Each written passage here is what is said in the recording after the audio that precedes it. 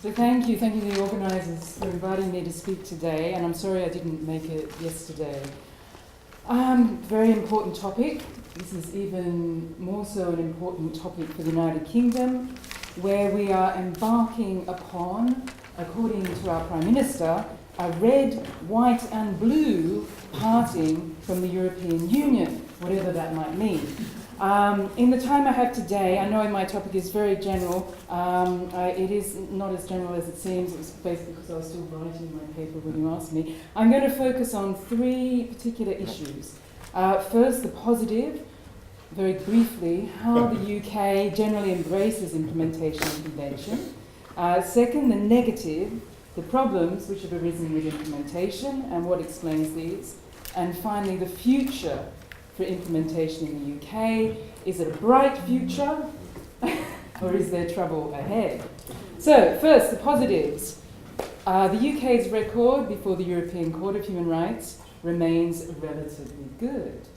So far this year, there have been 12 judgments of the court concerning the UK and violations found in 6 judgments.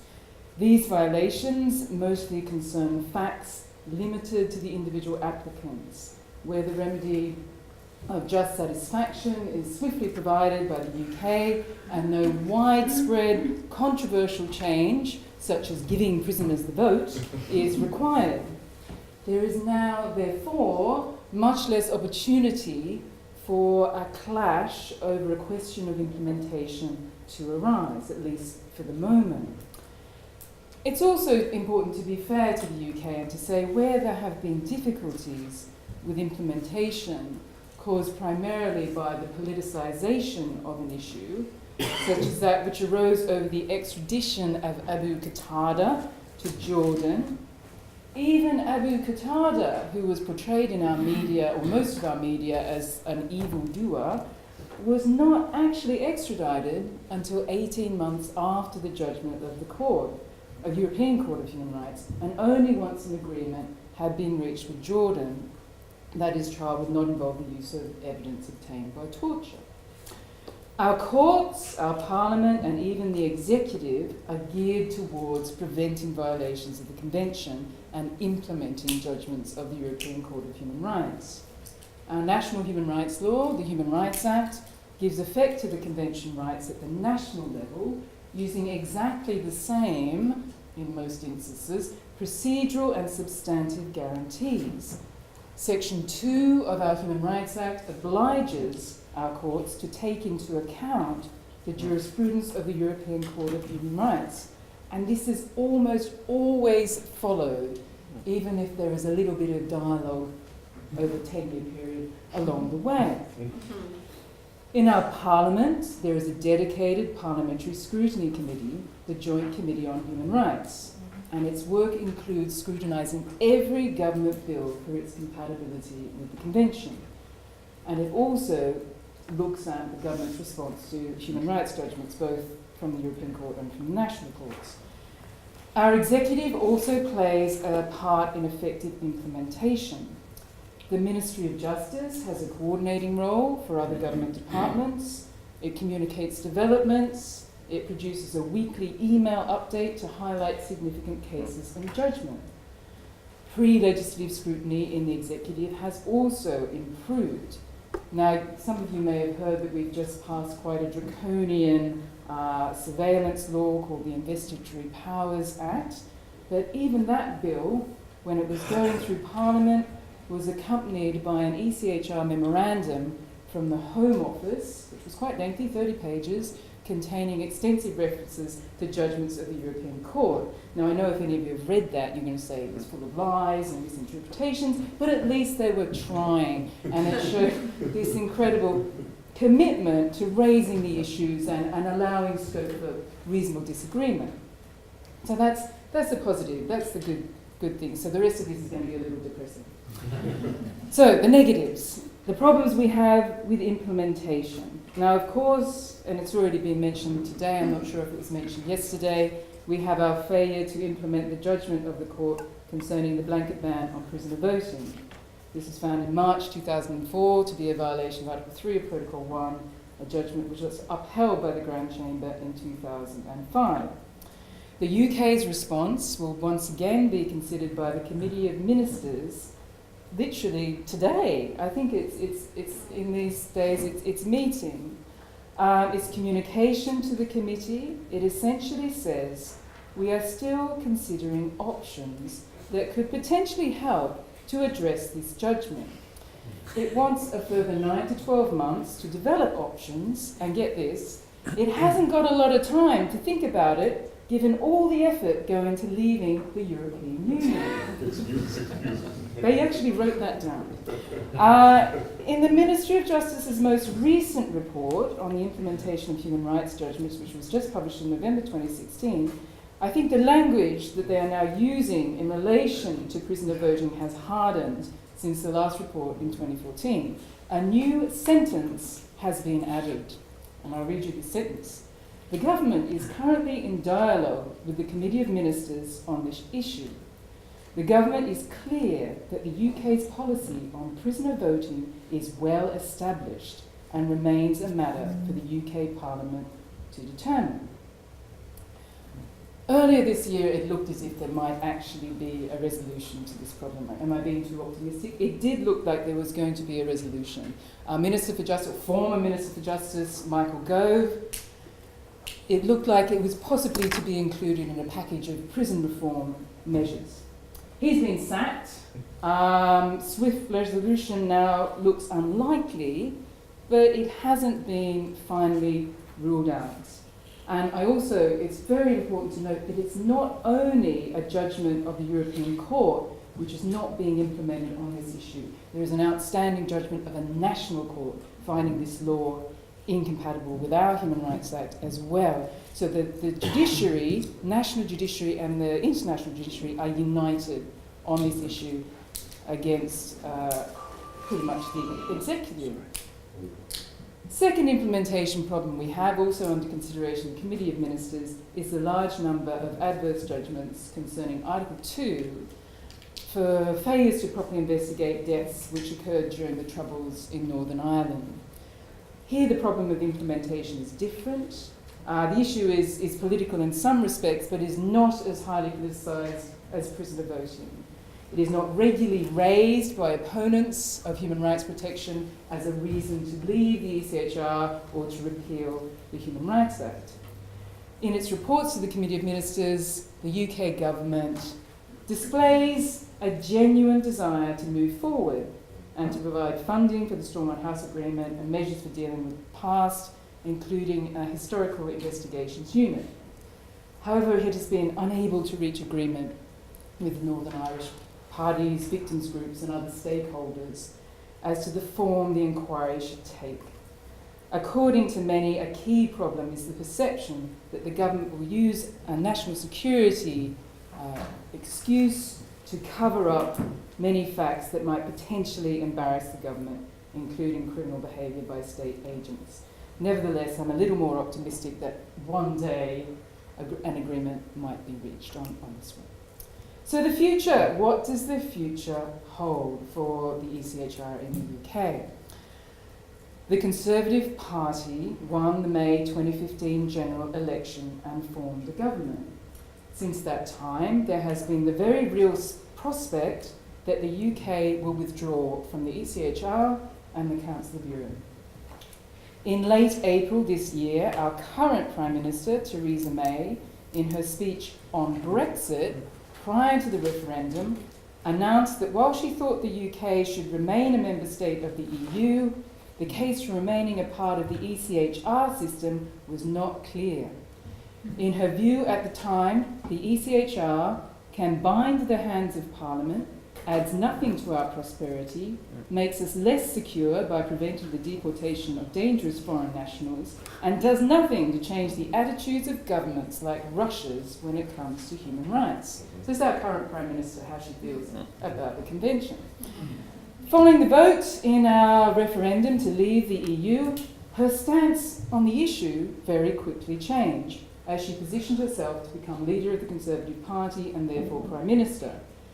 In late June, after much wheeling and dealing with Conservative members of Parliament for their support, she announced that should she be elected leader, she would not pursue her former plan to lead the UK out of the ECHR as well as the EU, not because she thought this was morally bankrupt, but because she appreciated that she wouldn't have the votes in Parliament to do it, and she actually said that.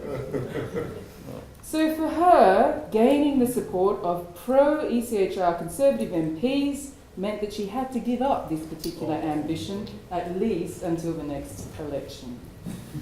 Should the referendum result on the EU have gone the other way, I am fairly sure I would be standing here now telling you about our plans to leave the ECHR, if this had not already happened. So we can safely assume for now that the ultimate blow to implementation, withdrawal from the ECHR, is not in our immediate future. Although it is important to note that should aspects of a hard Brexit conflict with the ECHR, this may once again hasten our departure. A colleague said to me recently, nothing would guarantee us leaving the ECHR more assuredly than a judgment of the European Court finding an aspect of the government's plan for Brexit incompatible with convention rights. And I should also mention, a student said to me the other day, what are the people who voted to leave the EU going to think when they find out we actually haven't left the ECHR as well? For now, we have had a narrow escape from ECHR de-ratification, but we have a Eurosceptic climate in the UK, and problems of implementation will be amplified. And I think there are three particular risks we need to be aware of. Firstly, the prospect of the British Bill of Rights. Secondly, the modification of the wording of convention rights in national law. And thirdly, the politicisation of issues that were not political before. So I'll just run through these three very quickly. So the British Bill of Rights.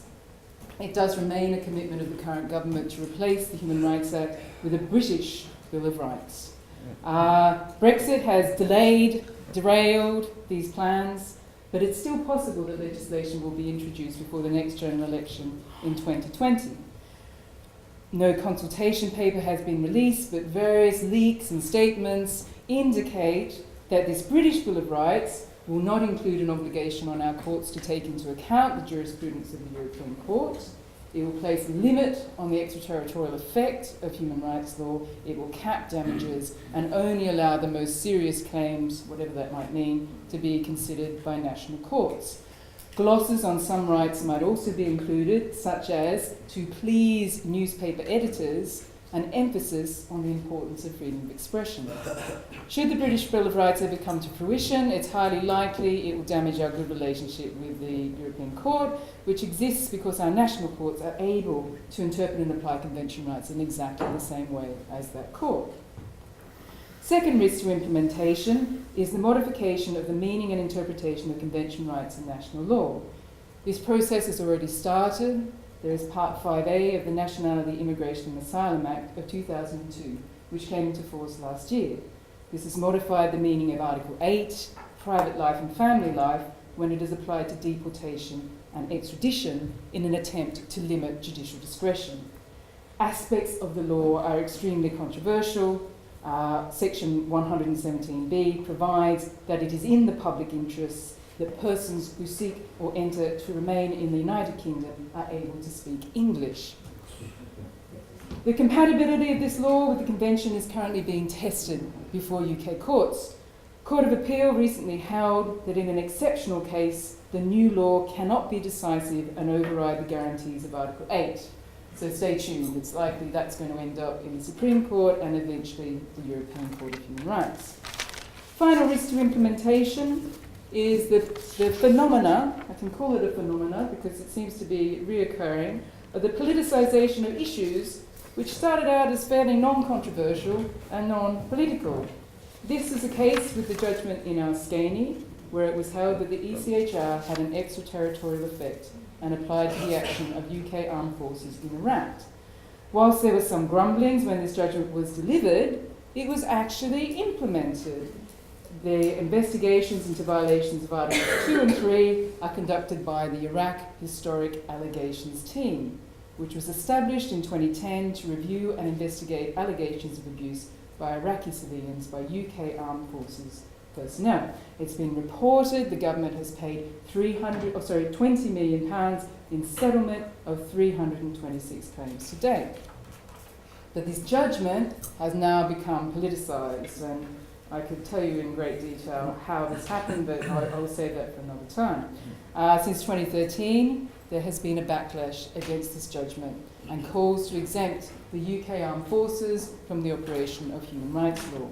In October, Prime Minister Theresa May announced, and this is another great quote, "We will never again, in any future conflict, let those activist, left-wing human rights lawyers," and it's obviously you, harangue and harass the bravest of the brave, the men and women of our armed forces.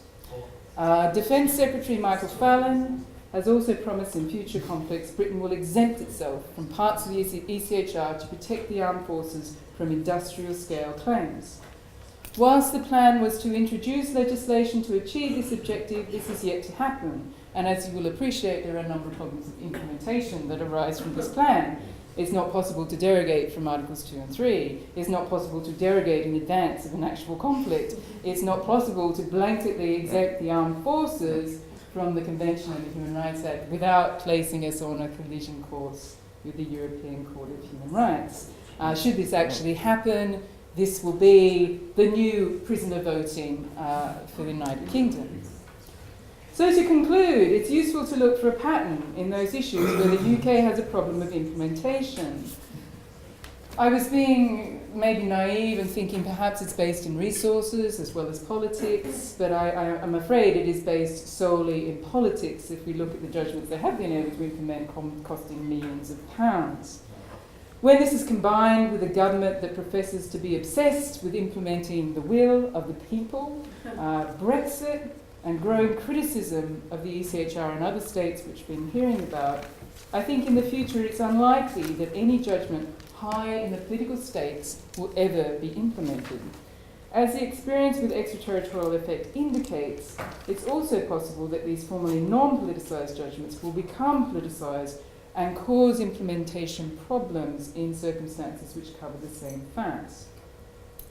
As we endure Brexit over the next decade, it's clear that in the UK we need a new focus and emphasis on the place and value of international law and international supervision. The key question, how to make the convention popular with the new populace, I think is something we really need to work on. So thank you.